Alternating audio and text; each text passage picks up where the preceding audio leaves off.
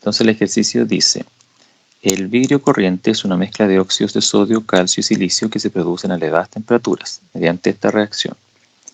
Carbonato de sodio más carbonato de calcio más dióxido de silicio, 6 moles, da esto, que es el vidrio, más 2 moles de dióxido de carbono.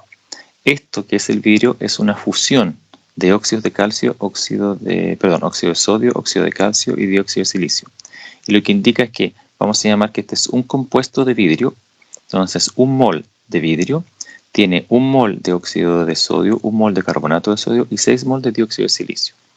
Entonces el compuesto, estos puntitos significan que estos tres óxidos están mezclados entre ellos, se han fusionado y por lo tanto se obtiene así el vidrio.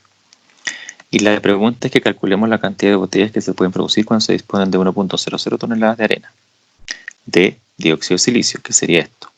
Y el resto de los reactivos está en exceso, o sea, este y este están en exceso. Ahora, dice que cada botella requiere una masa de 3,80 por 10 a la 2 gramos de vidrio. Entonces, si partimos de 1 tonelada de dióxido de silicio, que sería esto, y calculamos los mol de vidrio, vamos a obtener entonces la masa total de vidrio.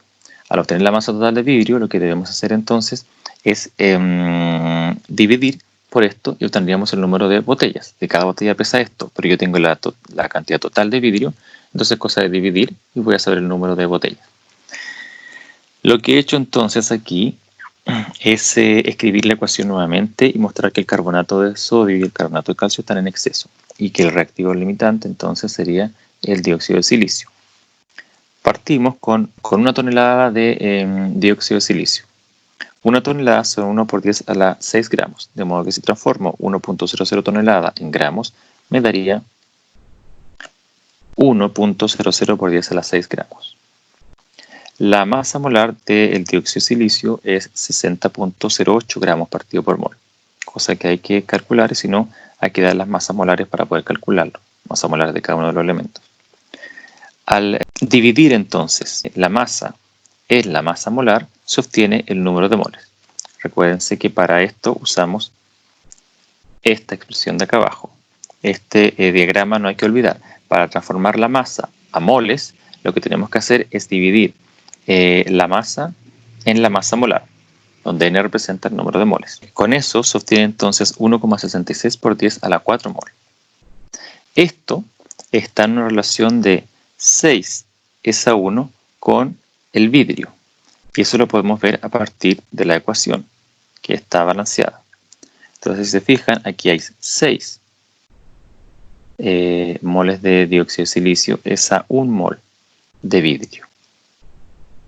Por lo tanto, teniendo esa relación 6:1, el número de moles que sostiene son 2,77 por 10 a la 3 mol. Y eso lo he calculado acá abajo.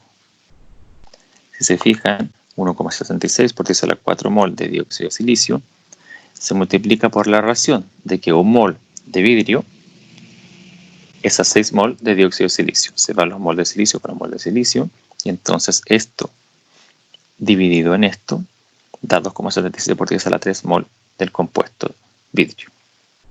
Y eso es lo que he escrito acá arriba. Ahora entonces hay que calcular la masa del vidrio.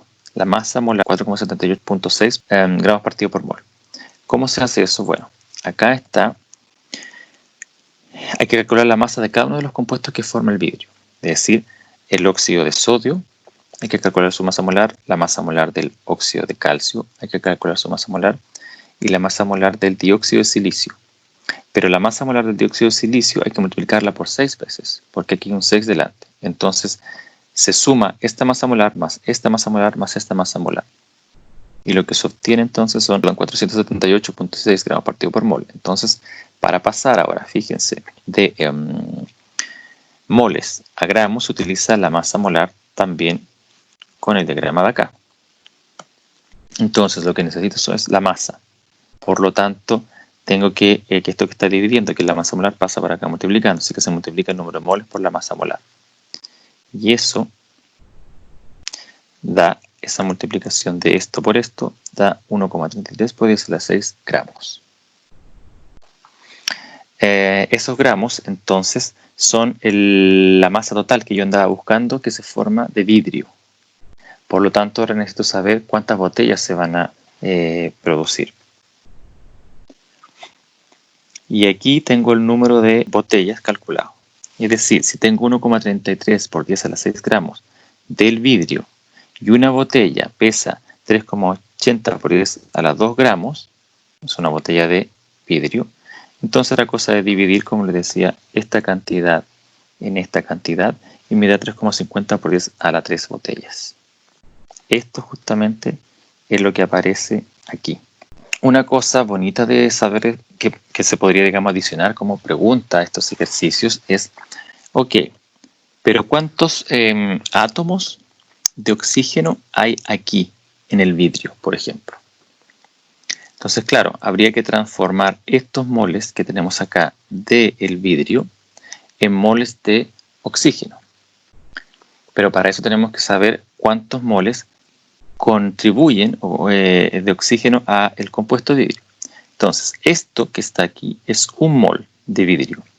Y si se fijan, en un mol de vidrio hay un mol de oxígeno para el sodio, un mol de oxígeno para el óxido de calcio, y acá 6 por 2, 12 mol de oxígeno para el óxido de silicio. Entonces tenemos un mol aquí, más un mol acá, más 12 mol aquí. Entonces serían 12, 13, 14 mol de oxígeno. Y entonces sabemos ahora que un mol del compuesto este tiene 14 moles de oxígeno. Pero si yo tengo 2,77 por 10 a la 3 mol del compuesto, ¿cuántos moles de oxígeno serán? Y ahí tenemos el número total de moles de oxígeno que hay entonces en este compuesto.